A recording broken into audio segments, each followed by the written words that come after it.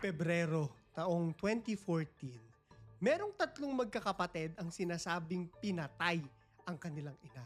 Pero hindi dito nagtatapos ang kadiliman ng kwentong ito dahil pagkatapos nito, kinatay pa nila, binuksan gamit ang machete at kinain ang sarili mismo nilang ina. Alam nyo kung bakit? Ilang araw na raw kasing may naririnig yung mga kapitbahay nila na parang mga may nagsisigawan at parang may mga weird na tunog doon sa kanilang bahay.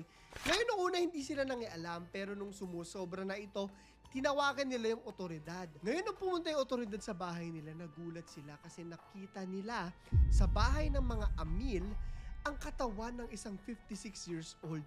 Kung saan ito yung nakita nila tanggal yung mata nito, ibig sabihin blanco yung eye sockets niya. Tapos nakalaslas yung leeg at wala na yung mga lamang loob.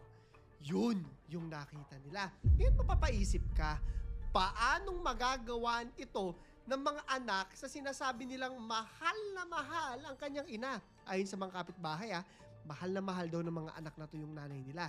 May mga nagsasabi na baka daw sa droga, may mga nagsasabi na baka daw may mental illness sila, pero mas nakakatindig balahibo ang aktwal na sagot ng magkakapatid. Sabi nila, nung idinitra sila at tinanong, bakit ito nagawa? Meron po kasing malubhang karamdaman ang aming ina at ang dahilan nito, meron pong sumapi sa kanya na masamang espiritu. Sabi nila na para matanggal ang sakit ng kanilang ina at ang espiritu na to, kinailangan nilang gawin yung ginawa nila sa kanilang ina para gumaling ito. Sa ngayon lang po, spoiler alert, pero wala na pong nakakaalam kung ano pa ang nangyari sa kanila. Kung nakakulong pa ba sila at kung buhay pa ba sila ngayon. Pero may tanong ako sa inyo sa tingin nyo, marami kaya ang mga kanibal sa Pilipinas ang hindi natin alam ay nag-e-exist pala?